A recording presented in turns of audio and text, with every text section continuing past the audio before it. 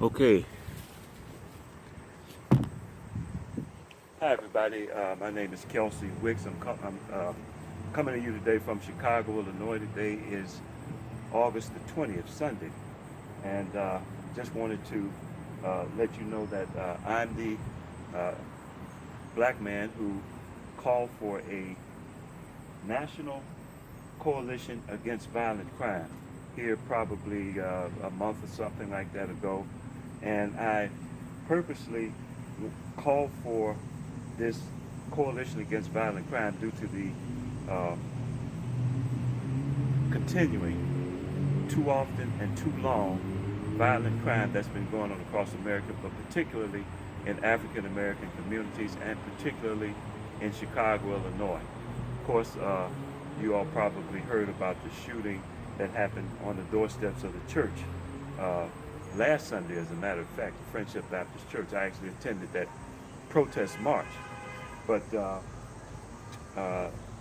prior to that march, actually a couple of days before that shooting last Sunday, which was the 13th, I spoke on the west side of Chicago about this National Coalition Against Violent Crime at a church, New Promised Land Missionary Baptist Church on Chicago's west side.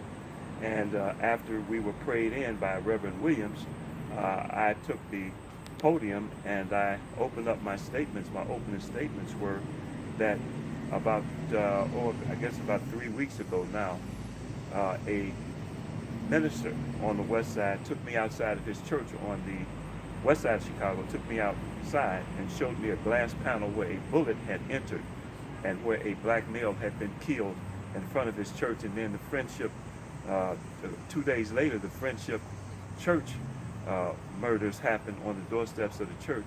And then just this week, August 18th, there was a shooting on the courthouse steps here in Chicago. So this violence, apparently it's gotten out of hand. There doesn't appear to be any ready solutions for it.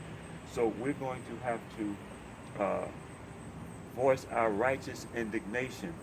And so I'm asking, I'll get to that in a second. And so we have to put together this national coalition against violent crime all over the country to let them know that we detest this ongoing situation here with this violent crime that nobody seems to have a handle or an answer to. So also we're going to be asking for churches, all business organizations, associations, schools, softball teams, sewing clubs, golf clubs, everybody to shoot a 1 to 3 minute video. You can use your imagination as much as your imagination will lend you. You can use it, churches, you can do the praise dance if you want to, where you got the young people out there doing the ballet type praise dancing, singing, reading scriptures, whatever your imagination will lend you. And then you upload that to a source and send me the video, the video link. And I'm going to place it on right now for this website right here, we-grow.net. I'm going to place it in its own section. And I called Yahoo Business yesterday. I've got plenty of room just to place links. And we want to get about 3,000 to 5,000 links to place on there where people can just go there and just see what people are doing and how they determine that they wanted to protest this ongoing violence. So we can be very creative with that. And later on, we're going to get a common website for that. Right now, we're going to use my website. Again, I was the one who made the call in the black community, black men making this call. I felt that this was the call for the black male population in black communities because of the amount and level of violent crime that's been going on in our community. So I felt that it was only fitting proper that this call originate from the black community, and then we want everybody to join. We want it to be a coalition of all races. We want women to come in and everybody, because violent crime affects everybody. And then it's going to be archival. When you send in your 1 to 3 minute video, we're going to place it in alphabetical order so that you can easily find it. And then we wanted to. It's not going anywhere. It's going to be on. It's going to be on that. It's going to be on a website or some similar website for the next 50 years. We want it to be a testament to our dissatisfaction at this time and period in American history of this violent crime, disrespecting the court, disrespecting the institution of law, disrespecting the institution created by God, our churches and so forth. So this is really just, it's almost like a mockery in defiance of everything. And then you can always update. What if you want to update your video, 5 years from now, 10 years from now? You just call us, inform us, let us know, and we'll either keep that link on if you decide you want to keep it on, or if there's an issue with space or whatever, then we'll just replace it with your alternate updated video. Very simple. And also, I just wanted to say right now that we need to start, and I spoke, we had 2 meetings about this National Coalition Against Violent Crime. One on August 11th, 2017 on the west side of Chicago, and then we had another one just this past Friday night, August 18th, at a south side location on the south side of Chicago. And one thing that I spoke about was the need for youth age group interventions at certain stages in the development of our children. We need to come in and impress upon them the importance of their behavior. For example, at ages 5 and 6, initially I thought the ages of 10 to 12 years old, and then again at maybe 16 to 18, we needed to intervene and come in and have a national orientation, making a big deal out of it so they understand, the kids understand the importance of it. So, but I talked to a lady last Sunday, and she said, we need to start at 5 and 6 years old. The Bible, she told me, says, train up a child in the way that he should go, and when he is old, parentheses, she, when he or she is old, they will not depart from it. And I said, you know what, you got a point there.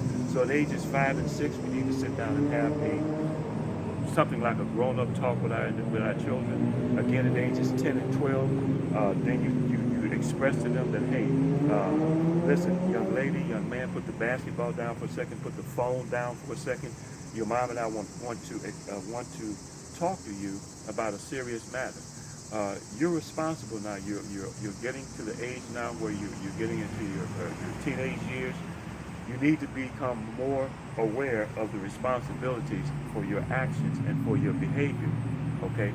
Your mom and I have great expectations for you. The parents of your friends have great expectations for you, just like some of your friends come by the house to see you. We have great expectations for your friends, and the parents of your friends have the same for you. The ministers and the pastors and the church people here in this area, also your teachers, we have great expectations from you. We want you to be productive, and then we can have, you have something like a party. Sometimes people give them money, whatever it is, so they can impress upon them the importance of this, and they'll never forget that. And then again at ages, 17 and 18, when our youth are getting ready to make some life-changing decisions. Are you going into the military? Are you going into a college? Are you going to trade school? Are you going to be a missionary, theologian? Whatever it is, we need to have that real precise, clear understanding with them, especially at those ages 10 to 12 and 15 to 17, 18 years old. Clear, grown-up, precise, no gray area, no misinterpretation, understanding with them. Clear, crystal clear, that make sure that they understand it. Now, I was, S.B. Fuller, I have a book here in my hand. Mr. S.B. Fuller, the book says S.B. Fuller, Pioneer in Black Economic Development, was a prolific businessman back during, I guess, the 40s and 50s in Chicago. And he, a book should have actually been written about him. S.B. Fuller, I'm going to read the back of what it's saying about him. They're giving you some type of an introduction to the book. Fuller was greatly influenced at an early age, it says, by his father's work ethic and his mother's challenge for him to desire success and riches. Their early expectations, it reads, motivated Fuller to go on and build a conglomerate of 13 successful businesses and so forth, etc., etc. But the early expectations is something apparently that stayed with him, that lasted, that helped to develop his character. And so this is what I'm saying. We need to have this national orientation and these youth age group interventions at crucial ages in our children's development. Okay, so without more, I think that's going to be it. I do have, I got the first video today from a pastor that I'm going to be posting on the video. I'm going to put up a theme poem that I wrote some time ago. Put the Guns Down, Part 2. Put the Guns Down, Part 2. So that's going to be a theme that I hope you enjoy the poem. This video is going to be on it. Then I have the first video from the pastor today that we shot. Okay, may God bless us all. We need to, we're going to need his guidance in this critical time in American history. Not just in the history of Chicago, but American history. Okay, God bless you. Thank you. Bye-bye.